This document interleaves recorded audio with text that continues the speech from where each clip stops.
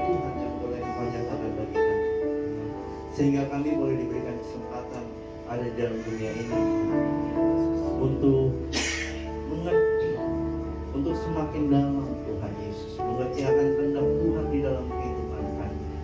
Dan kami boleh mengucap syukur Tuhan kalau boleh menjadi bagian daripada orang-orang yang diselamatkan. Karya Tuhanlah yang membuat kami boleh ada sebagaimana kami ada. Dan kami rindu Tuhan, hidup kami boleh semakin Tuhan Yesus sesuai dengan rencana Tuhan di dalam kehidupan kami, sehingga sorga itu boleh menjadi bagian kami Tuhan. Terima kasih untuk kesempatan sore hari ini. Kami mau duduk diam di bawah kaki Tuhan. Kami mau mendengarkan kebenaran firman Tuhan. Dan kami rindu Tuhan, firman Tuhan ini akan membuat kami semakin kokoh menghadapi tantangan demi tantangan di dalam dunia ini. Terima kasih Bapak. Kami siap menemukan firman Tuhan dalam nama Yesus. Kami sudah berdoa. Haleluya. Amin. Silakan dulu Bapak Ibu Saudara yang kasih Tuhan. Shalom. Shalom. Haleluya. Nama Tuhan. Saya bersyukur sekali, senang boleh ada di tempat ini, ya, satu komunitas yang luar biasa yang boleh berkumpul para hamba-hamba Tuhan, ya, yang rindu untuk semakin dekat kepada Tuhan. Amin. Nah, saya ingin memperkenalkan diri lebih dahulu. Nama saya Pendeta Ariel Setiawan. Beda-beda tipis dengan Ariel Noah. Ya, kalau saya namanya Ariel tanpa Peter Pan. Ya, kalau Bapak Ibu cari di sosial media, ya, saya tulisnya Ariel tanpa Peter Pan. Kenapa saya pakai nama itu? Itu juga teman saya yang kasih. Tapi saya pikir begini, boleh juga nih nama, supaya apa? Karena kegerakan saya itu lebih banyak di anak-anak muda, Bapak Ibu. Ya, kami dulu pernah ada di dalam satu departemen, satu organisasi, Departemen Pemuda dan Anak Gereja Betel Indonesia, pengurus pusat. Jadi saya berkecimpung di sana. Ya, bagaimana kami mengencourage, memotivasi anak-anak muda untuk lebih giat lagi dekat dengan Tuhan. Karena kalau hari-hari ini Bapak Ibu Saudara yang kasih Tuhan, ya, ada survei yang mengatakan bahwa Gen Z dan Gen Alpha, ya, Gen Z dan Gen Alpha itu hampir 70% menjauhi gereja.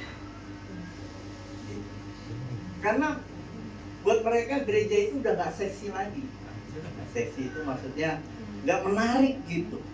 Ya, apa sih di dalam gereja? Ya, sama mungkin juga teman-teman kita yang di luar sana juga mengalami hal yang sama. Ya, degradasi di dalam penerus mereka, generasi berikutnya ini.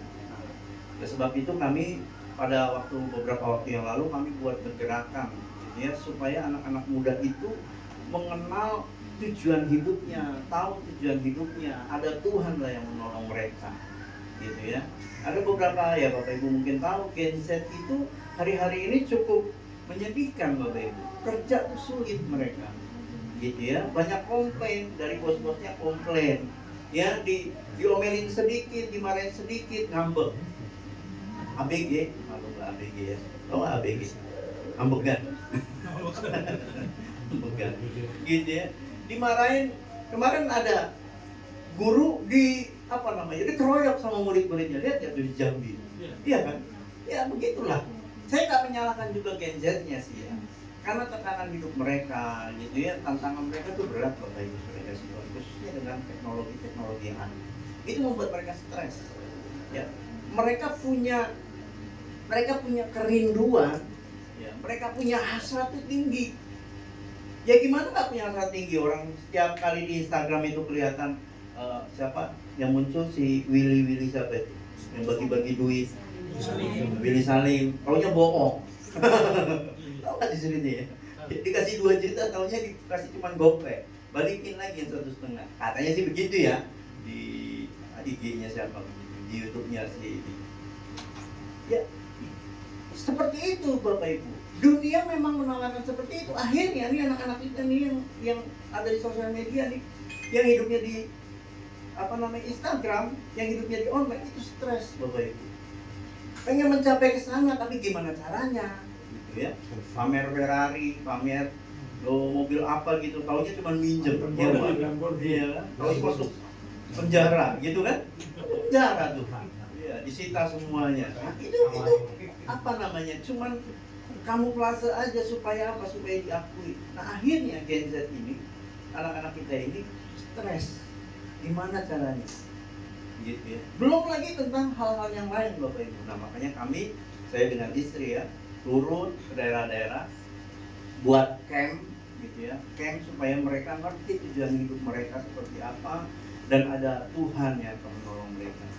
Nah, makanya saya pakai nama Ariel nambah Peter Pan gitu ya, supaya anak-anak muda itu ya. Tadinya saya pengen bikin gini, Ariel tanpa lunak. Iya. Cuman kayaknya terlalu heboh nanti. Ya.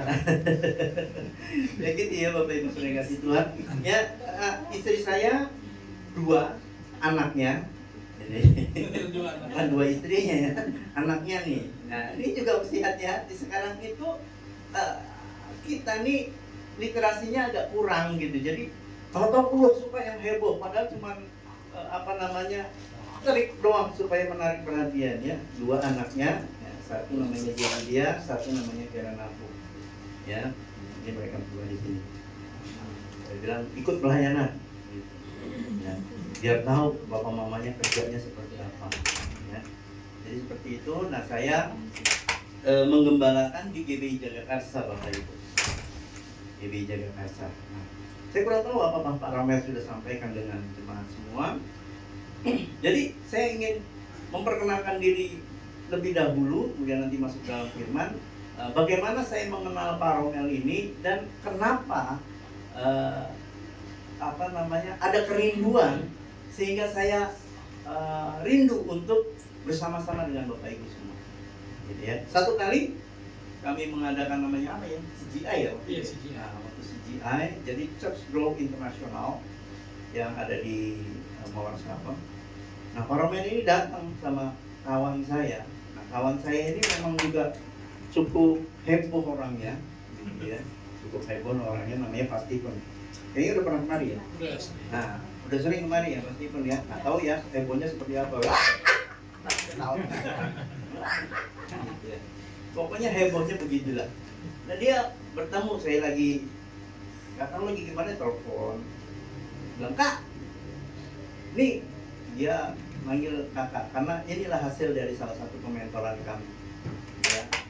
Itu kalau beberapa 10 tahun yang lalu dia pengen kerja itu selalu mampir ke kantor saya. Waktu itu saya dipercayakan untuk mengelola kantor sinode di Cempaka Putih, Gerah Betel ya, itu 12 tahun saya kelola. Nah, jadi pulang kerja dia selalu mampir situ, pulang nanti jam 1 malam gitu, datang cerita-cerita, pulang jam 1 malam. Saya motivasi dia tentang hidup dan tujuan hidup segala macam. Akhirnya puji Tuhan dia boleh mengembalakan hari ini. Nah, kemudian saya nggak ngerti bagaimana beliau ini kenal dengan juga Pak Stephen. Kemudian cerita-cerita, ada kerinduan katanya. Pak Romel ini mau melayani Tuhan. Ya, setelah bla bla bla cerita tentang kehidupannya, wah, saya senang Bapak Ibu. Ya, ketemu dengan orang-orang muda yang mereka semangat di dalam melayani Tuhan. Kenapa? Nanti ada asalnya saya sampaikan. Beliau cerita gimana perintisannya. Wah, saya di Jonggol. Wah, di Jonggol. Ada film apa sinetron? Gimana Bapak Ibunya di Jonggol gitu kan? Jonggol. Satu tempat kami juga pernah pelatihan di Jonggol ini, saya kurang tahu di mana ya. Nah, saya ketemu dengan istri saya di Jonggol. Cinta bersemi di Jonggol. Jadi buat saya yang Jonggol, wow. Nostalgia gitu ya. Iya. Jadi oke. Ada cerita begini segala macam. Oke, baik. Saya beliau mau dibina, ada pembinaan, oke, saya bersedia. Ya, nah ini binaan kami yang kedua, satu lagi di Tangerang, Bapak Ibu. Ya, itu juga gereja pendetanya sudah almarhum, nah, istrinya menggembalakan tapi nggak mau diangkat jadi pendeta. Saya mau jadi pelayan aja. Nah, gitu ya. Jadi kami yang dinamkan. Nah, saya rindu gereja ini, Persekutuan 2 ini akan berkembang Bapak Ibu. Amin. Dulu tempat kami juga sama seperti ini ceritanya. Gitu ya. Nah, puji Tuhan kalau tempat ini aman-aman, damai sejahtera sentosa ya. Mudah-mudahan sampai nanti berkembang. Amin. Kalau tempat kami itu diresolusi Bapak Ibu hampir 5 kali. Ya. Karena memang daerah Jakarta Depok itu cukup rawan, daerah hijau, ya, yang pesantren di sana. Beberapa kali kami harus diresolusi. Tapi puji Tuhan, Gus Dur. Iya, tapi tetap aja sih. Karena ada 2 orang di situ, Megawati juga, tapi tetap aja mereka nggak suka gitu ya. Saya bingung juga. Tapi karena kuasa Tuhan, sampai hari ini kami udah 38 tahun ada di sini. Oh, puji Tuhan. 38 tahun. Kami ditempatkan oleh Tuhan di satu tempat. Pak Romeo sudah ke sana, Ibu juga pernah ke sana. Ada beberapa yang pernah ke sana ya. Nah, jadi daerah itu, nah itu kalau saya boleh cerita sedikit, tempat yang kami tempati itu sengketa Bapak Ibu. Sengketa. Jadi memang tanahnya besar gitu ya. Kalau saya Pak, apa nggak dibangun aja? Mau dibangun, cuma sengketa. Gitu ya. Kayaknya Tuhan bilang nih, udah tunggu aja dulu di situ. Tunggu aja nanti sampai waktunya Tuhan, saya akan membuat sesuatu mujizat. Gitu ya. Nah, 38 tahun kami di situ itu mujizat Bapak Ibu. Dan tidak sepeser pun kami keluar uang. 38 tahun. Ya. Jadi Tuhan, itulah cara Tuhan Bapak Ibu. Ini berkaitan dengan khotbah ini. Edit in Christ. Ya.